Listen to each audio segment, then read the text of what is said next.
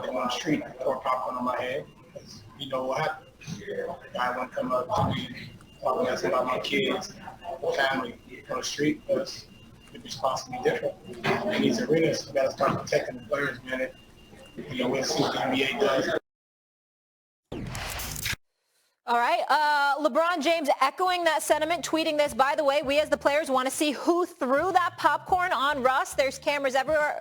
While he was leaving the game tonight with an injury, there are cameras all over arenas, so there's no excuse. Because if the shoe was on the other foot, hashtag protect our players. Stephen A. Yeah. How should the NBA respond to this?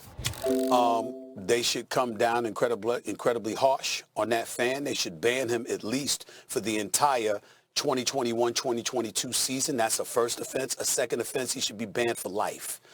We can't tolerate this. Russell Westbrook is absolutely right.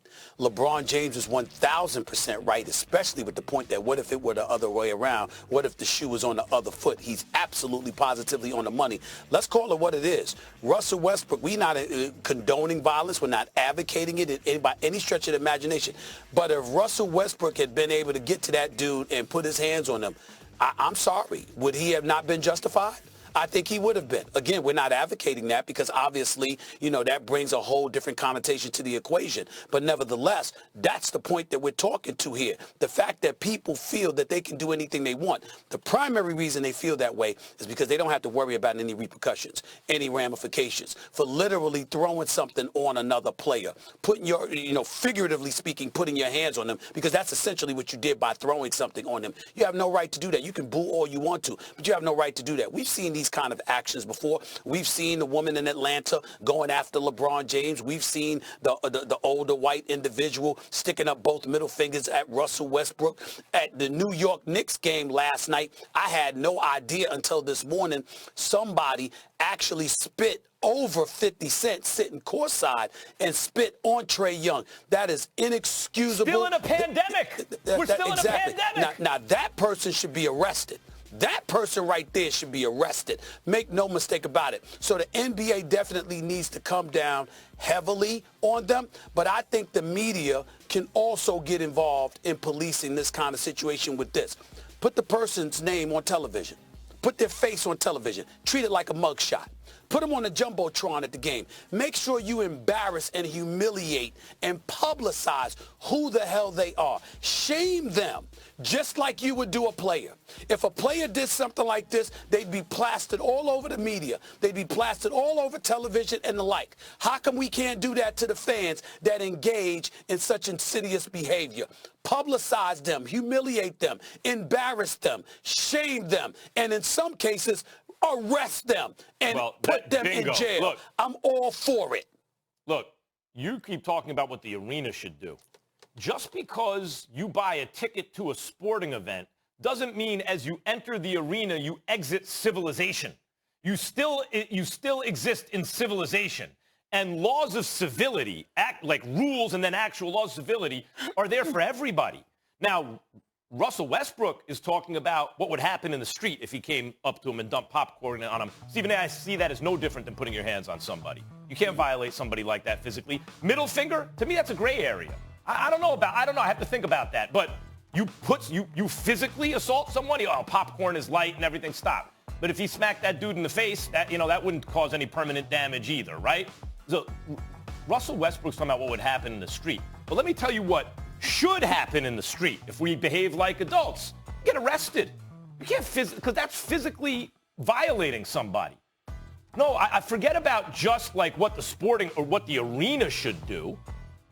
Westbrook should press charges. There should be some kind of criminal consequence. Mike Tyson touched on this when he said what you alluded to, Stephen A., and he was talking about the media. You know why the media talks wild sometimes? Because no one gets punched in the mouth, right? And with social media, that involves just basically practically the whole world. But there are consequences like that, realistically, what's going to happen if you violate somebody. And then there's also what should happen. You spit on somebody, and you do it in public. There are cameras, as LeBron said. Put the cameras on them. Find out who it is. There should be a consequence. You dump something on someone's head, there should be a consequence for that, too. A ticket to an arena is not an exit from civilization. And by the way, those laws of civility are there to protect people who need them, right? In other words, the dude who dumps the popcorn, I'll bet you if Westbrook came at him, he'd be looking for someone to enforce the rules of civility then. Let me get in here for a second, because the other thing that irks me is have a little class. The man is injured. He's playing his heart out. It's a playoff game, and you're dumping popcorn on him. And as far as arrest, if it's simple assault for throwing something at somebody once, so he should be arrested with the popcorn, and it's battery for spitting on someone. So they both should be arrested. And I'm sorry, I'm just going to say it. Why is it always white guys to black men? It makes me uncomfortable, and I hate seeing it. And it's continuing to happen. When all these instances, when we're going back to what happened with Russ at Utah, or the incident that happened with Isaiah Thomas in Philly, it's always white guys with black men.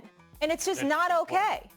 Well, it's definitely not okay. And I think, you know, what Max was alluding to, and my man Champ just texted me about a few minutes ago, I'm going to modify my position just a touch. One and you're done. You should be banned from NBA arenas. I think that's what Max is saying. To some degree, listening to you, Molly, I think that's where you're coming from, outside of obviously being arrested. And the more I think about it, you know what? No second chance. Because, again, in a civilized society, we actually do know better already. And the fact that you're doing it is only because you think you can. Now, when Mike Tyson talks about, you know, media people and, you know, because they can't get punched in the face, I want to be clear. Mike Tyson is talking about people who calling you out your name and doing some of the things that they would never do.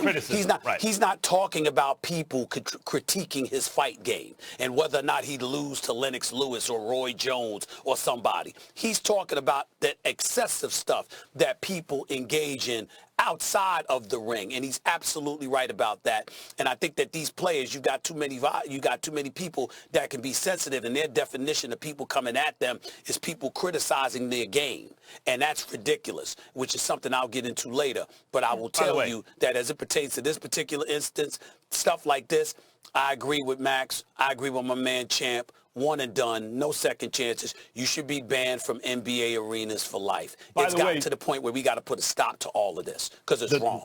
The Mike Tyson stuff, Mike Tyson, when I was first on ESPN in the late 90s, stepped to me at a fight once and said, why are you talking all this stuff? This is Mike Tyson, right? Going back 20-something years. And I was like, Mike, I'm criticizing, you know, or complimenting, whatever, but being critical of the fight game. He's like, yeah, but then there's all this personal stuff.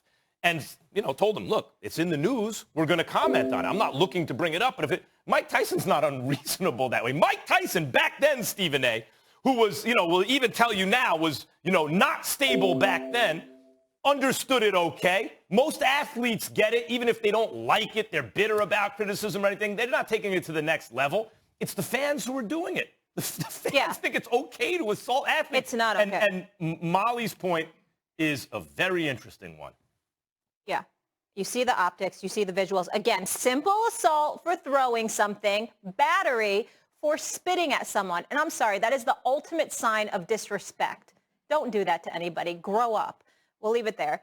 Still to come, Perk actually predicted the Wizards would win last night. Yikes, he joins the show to face the music. You know, Stephen A. brings all those receipts. Can Carson Wentz return to the good Carson Wentz this season in Indy? Remember Pennsylvania, Max? The guys debate whether a bounce-back season is in store for the former Eagles QB. That is next.